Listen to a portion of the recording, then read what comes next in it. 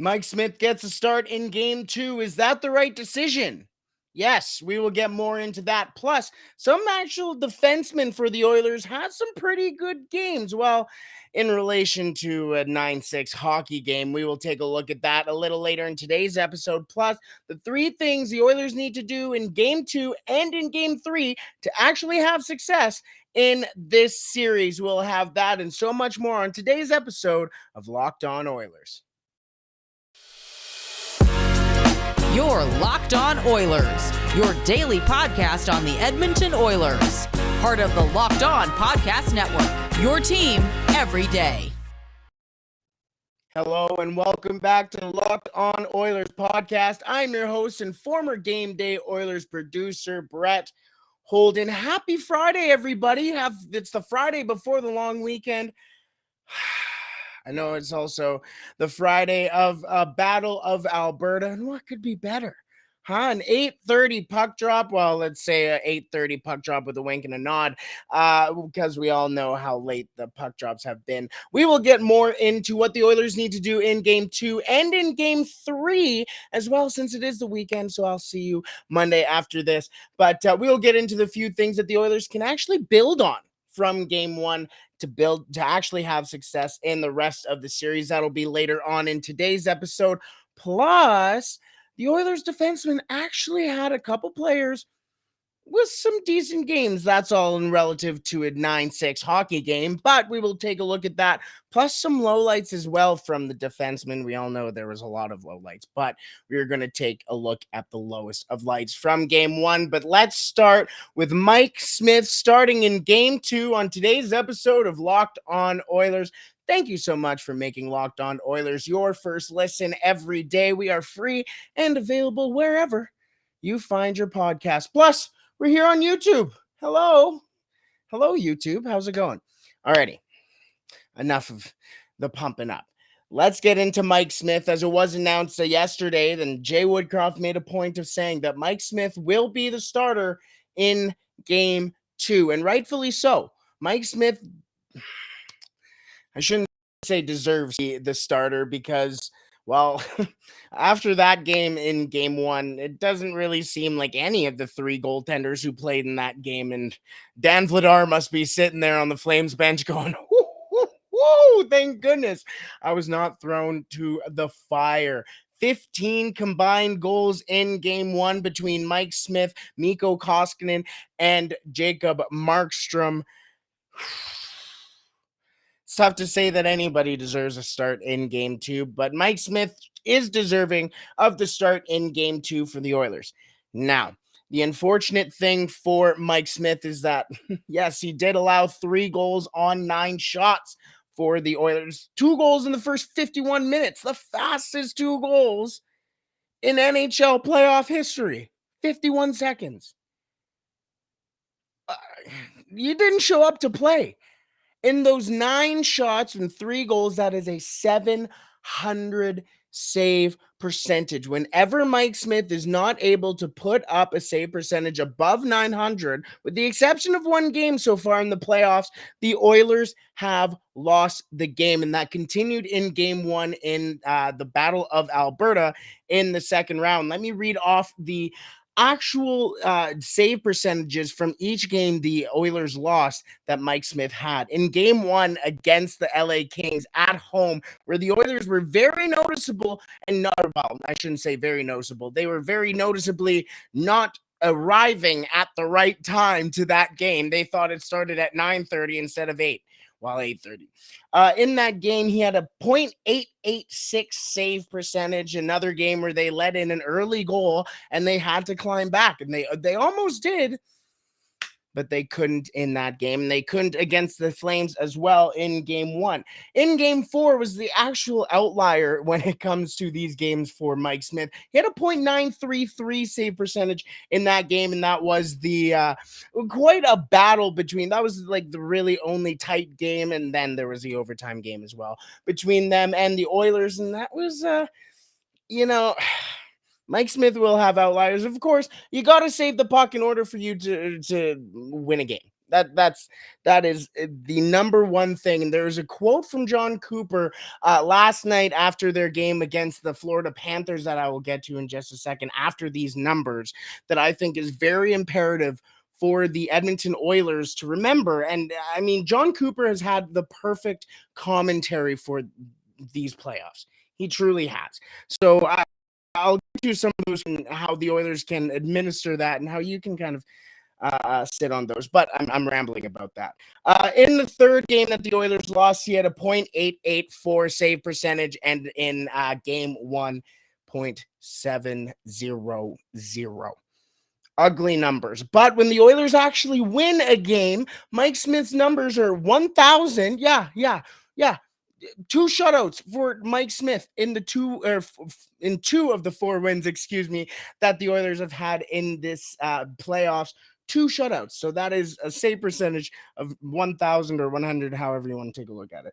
.957 in game 3 and .938 in game 6. After game 2 of the Florida Panthers and the Tampa Bay Lightning game, where Tampa Bay took the 2-0 commanding, but a 2-0 lead, 2 straight wins in Florida. Well, in Scottsdale, I believe they are, or Scottsdale, Glendale. I'm not good with the Dales and the states, but wherever the Florida Panthers play, Sunrise maybe.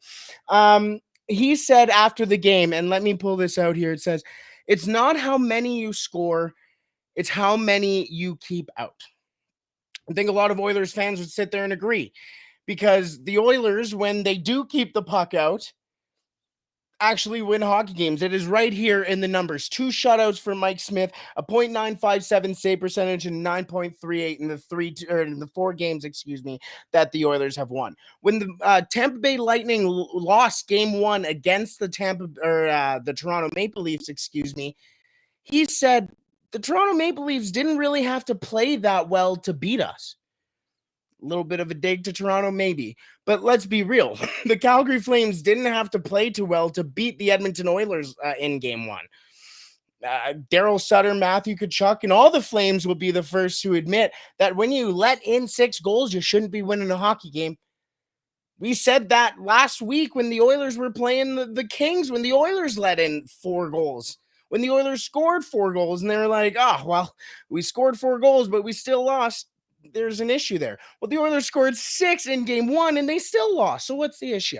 You got to keep the puck out of the net. It's not about how many you score. It's about how many you keep out.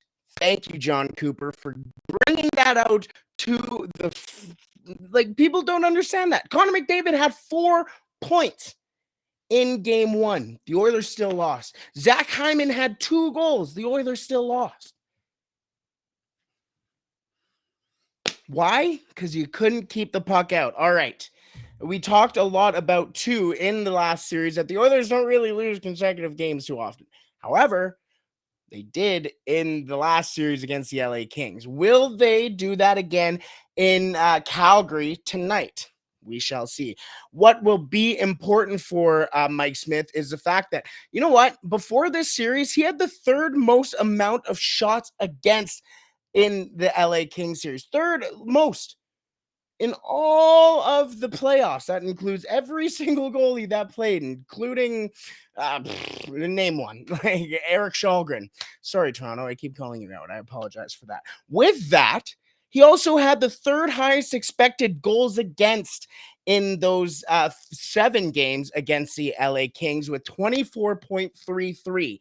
However, he held the LA Kings to 16.16. 8 expected goals against did not get past Mike Smith because, you know what? Sometimes Mike Smith can be a very good goaltender.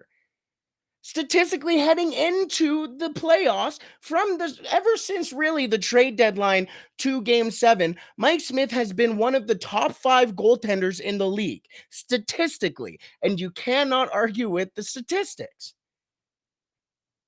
But you need Mike Smith to be that goaltender in order to beat such a strong defensive team with the ability to score 9 goals in order to win the Battle of Alberta. We will call it there. Plus, guys, come on, let's be real. Every time a shot went towards Mikko Koskinen, I mean, I held my breath. Let's be real. And no real shot against Mikko Koskinen did any Oilers fan feel comfortable about. He was reactionary. He never was in control of the game. He never was in control of any shot that he saw. He never was in any control of any shot that he saved. Even the ones that were right into his crest, he wasn't ready. And Mike Smith needs to be the guy in game 2 for the Oilers and in game 3 for the rest of the series in order for the Oilers to win this Battle of Alberta, the first one in 31 years, and it had next to zero defense, just like it was back in the 80s. So what went wrong with the defense? But the Oilers also had some good parts about the defense. We will talk about that in just a second, but first, I want to tell you about our partners at Built. Have you ever dreamed about, you know what, personally, my first favorite food, dessert food ever is a brownie. When I make brownies, I always scoop up the spatula with the brownie batter and I lick it up. And I just imagine that it was actually good for me. Well, with Built, they actually come with some protein. They're actually good for you because you're in luck at Built. They have a brand new creation called the Brownie Batter Puff. You heard me right. This puff takes protein bars to a whole new level, and they're available at built.com. I talk a whole bunch about the puffs. I've been a huge fan about the puffs. Jess and I went crazy about the puffs. And I'm not sure what you're waiting for. The puffs are covered in 100% real chocolate and a marshmallow protein bar. Come on. It is delicious. And again, like all of these puffs are covered in 100% real chocolate. The brownie batter puffs will have you completely forgetting that you're eating a protein bar. No need to pinch yourself. This is real life. And they're made with collagen proteins that your body absorbs more efficiently and provides tons of health benefits.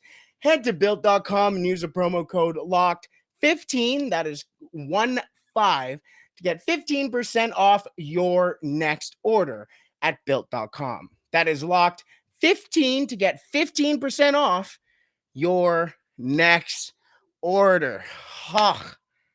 You are listening to the Locked On Oilers podcast. I'm your host, Brett Holden. Oil Country, we are getting into the second game of the Battle of Alberta tonight.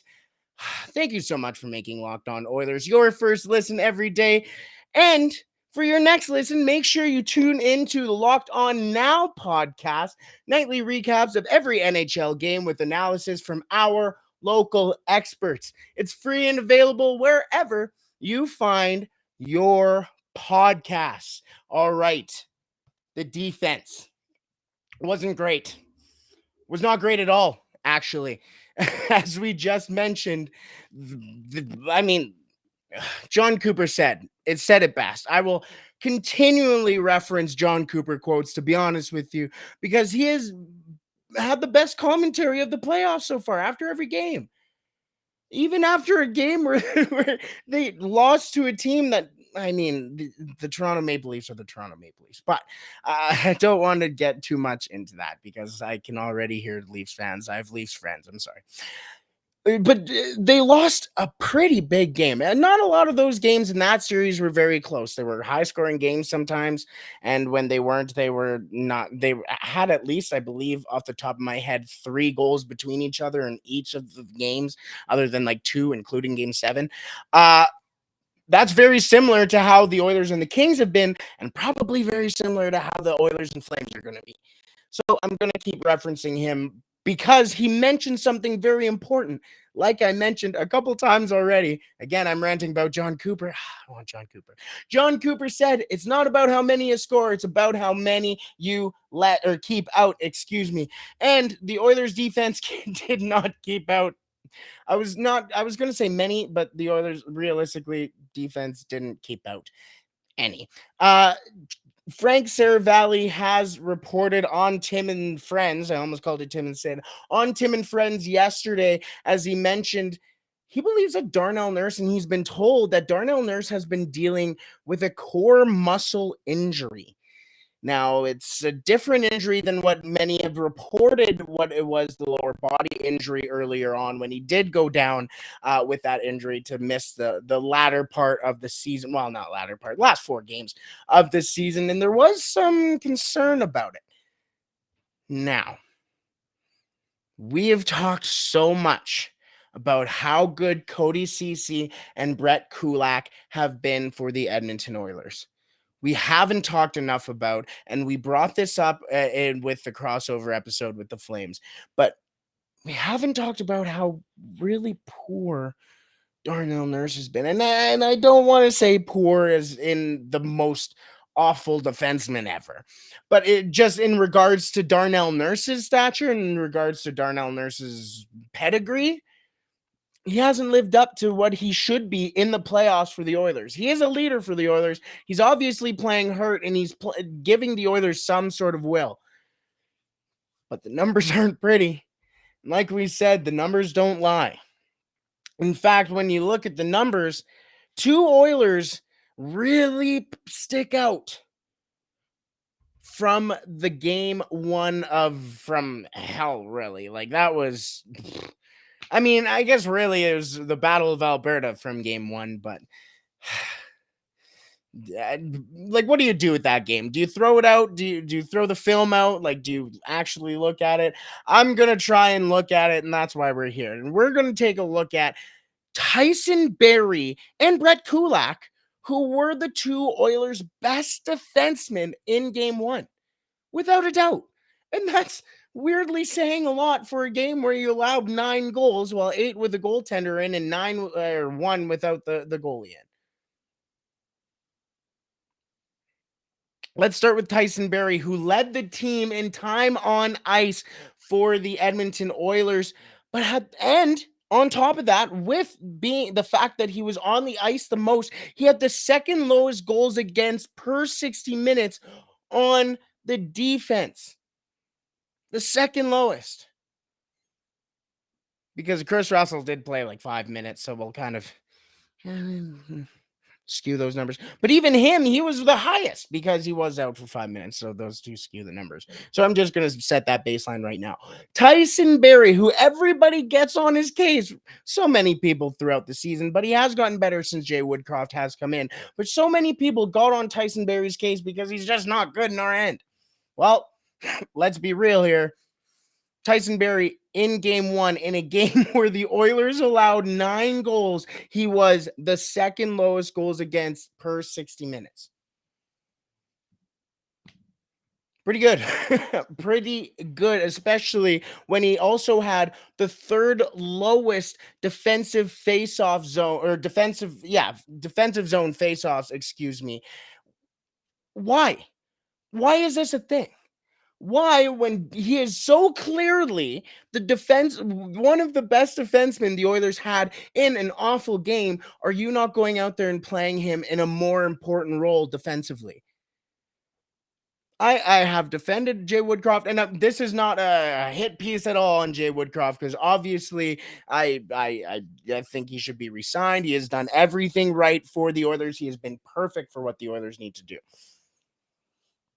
But sometimes he has had some poor deployments in games that the Oilers need to win. And game 1 was no different. Tyson Berry he did lead the team in time on ice, but he wasn't in the defensive zone. He rarely started in the defensive zone, yet he was the most productive guy defensively. Well, efficient guy defensively, I should say, because production wasn't necessarily a thing defensively.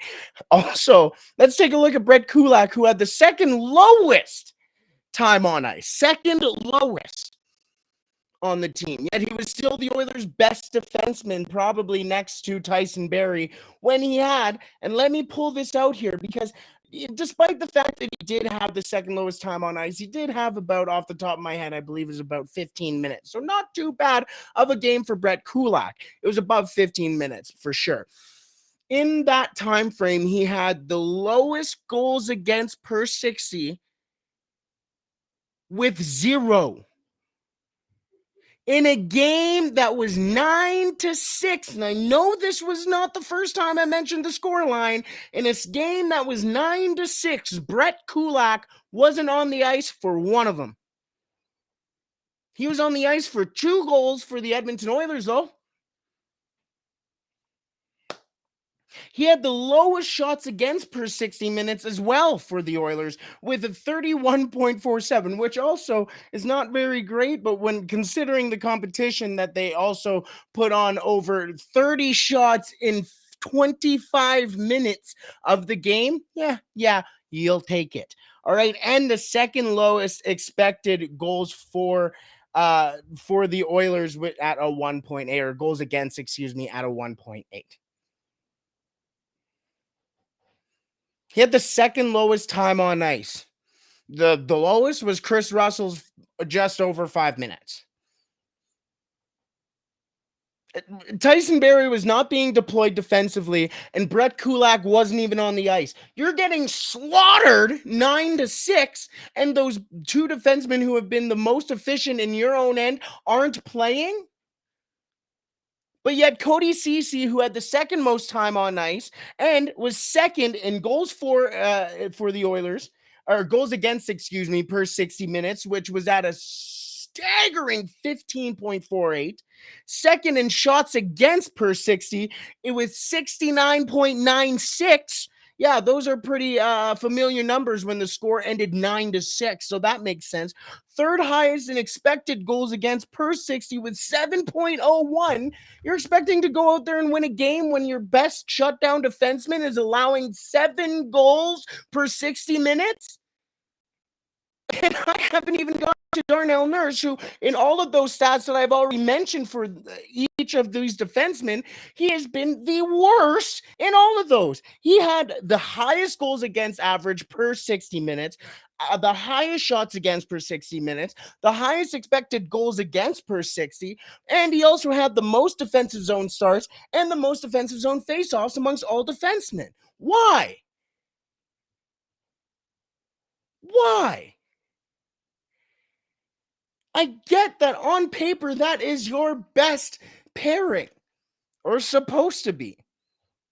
But you got to read the game. They weren't. Tyson Berry and Brett Kulak were. And they weren't deployed in the times that they needed to be deployed at. And that's one of the reasons why the Oilers lost. You cannot win the game without preventing goals. As John Cooper said, it's not about how many you score, it's about how many you keep out. When Connor McDavid's scoring 4 points and you still lose, when you go out there and score 6 goals and you still lose, there's something wrong. You got to do something. You got to do something. What can the Oilers do? There are things that the Oilers can do. There are 3 things that the Oilers really need to exemplify in games 2 and 3 for them to have success going into next week's set of games and maybe even close out the series. It depends. There's a couple games in next week. We will get to those 3 things in just a second. But first, let me tell you about BetOnline. Our partners at BetOnline continue to be the number 1 source for all your betting sports needs and sports info. Find all the latest odds, news, and sports developments, including this year's NHL hockey playoffs. Plus, I was on BetOnline today, and I was going through all this stuff that you can bet on.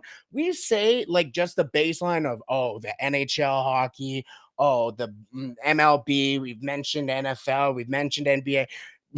You can bet on, like, Brazilian League second tier soccer, Mexican baseball, NCAA baseball. It was insane, the stuff that I was seeing on there. Plus, was I the only one who realized that Robinson Cano was still on the Padres?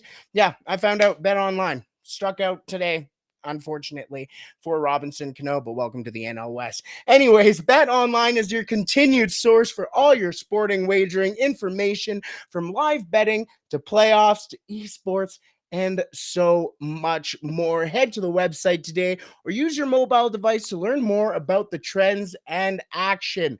BetOnline, where the game starts. All right, oil country, let's take a sip. Happy Friday, everybody. I'm going to take a sip of my coffee on this nice Friday morning or whenever you are listening to this podcast, hopefully before game 2. But if not, how'd game 2 go? Hopefully. Anyways, hopefully the Oilers did these couple things in game 2 that they actually had some success in, that they could actually win game 2. Those 3 things are, well, I mean, it seems like honestly, it's the same thing every single time I come on here after a game and have to talk about the next one. Because the Oilers are, it's like beating your head against the wall. You expect something different to happen, but there's just nothing different. You're still getting brain damage. For the Oilers, please check when the game starts and then start 30 minutes before that. Okay? Puck drop is supposed to be, at least on the NHL app right now, at 8:30. Probably 8:50, as we've seen, normally goes about 20 minutes after it says on the app. The Oilers need to start in warm-ups. The Oilers need to look and go, oh, okay, it says 8:30. We're going to turn the time back and says 8 o'clock. Cool, sounds good. We're going to start now. The Oilers needs to start in warm-ups. You got to have the right attitude in warm-ups. And as people have said who was observing the Oilers warm-ups, they were loose. And I mean, fair enough. You don't want to be tight and gripping the stick too tight going into an important game like that. But you can't be going into an important game like that thinking you're going to win or you're going to get steamrolled. And the Oilers have thought at the start of every single game they have played in the playoffs, other than Game 7, they haven't shown up. They haven't realized that the game starts at the time that the game starts. They still are singing Brett Kissel's American anthem in their head. They have allowed 6 goals in the first 6 minutes and 10 seconds of a period in game 1. 6 goals in the first 6 minutes and 10 seconds of the period. As I mentioned, the Oilers showed up for 13 minutes of each period in game 1. Not great at math, but that does not equal 60. I know that. The Oilers need to start off early. They need to start strong. The second thing is, you got to get shots on Jacob Markstrom. Let's be real here. Again, the numbers don't lie. Jacob Markstrom has not been a good goalie against the Oilers this year. He hasn't. A .884 save percentage against the Oilers throughout the regular season. And in game 1, a .786. 6 goals in a game where the Flames won. He was the goaltender of record of winning.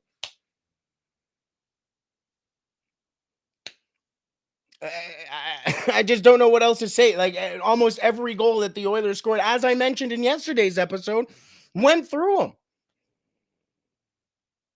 They shouldn't have been a goal. They were just random shots that got through. And the Oilers have to take the exact same statute? No, that's not the right word. Game plan that the Flames employed and Todd McClelland's LA Kings employed as well. Shoot from anywhere. Look at Zach Hyman's shot. He came around the net and just out of nowhere, spun it and shot and scored. You got to get shots on Jacob Markstrom. That is one of the biggest things for the Oilers to have success. The third and final thing is get big. You got to get big. I know I don't mean go over to the Calgary. I don't know a hospital in Calgary. Is there a hospital in Deerfoot? Sorry, people in Calgary. I don't mean go to the hospital in Calgary and go get a get taller surgery and get bigger. I mean, you got to get big and physical. I realize Darnell Nurse is hurt and he's one of the more bigger guys on the team, but Brett Kulak's got to hit more. Connor McDavid was he hit the most on your team last night. or in game one, not last night, it's Friday. He had the most hits in game one for the Oilers.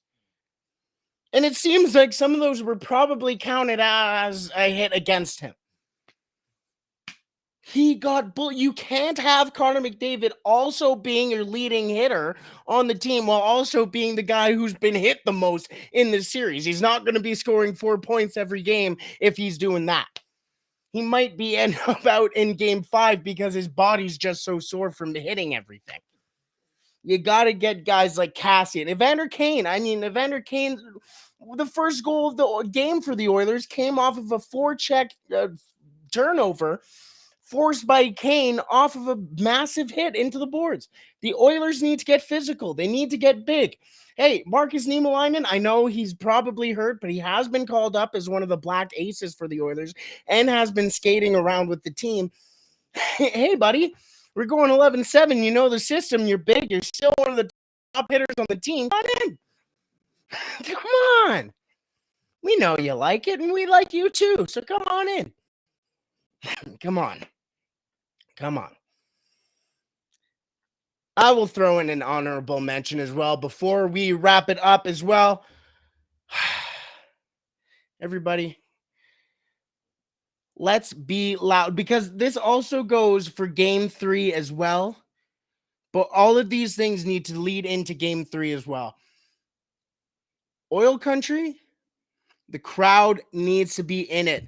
You heard how the Flames fans... Listen, when I heard we want 10, even just sitting watching the game, I was festering. Could you imagine how the Oilers were sitting there? Could you imagine how it was in that building? Even just being however far Edmonton is away from Calgary, you felt that. Oil country needs to show up in game 3 and in game 4. But the Oilers also need to take the crowd out of the game in game 2, and that starts with an early start.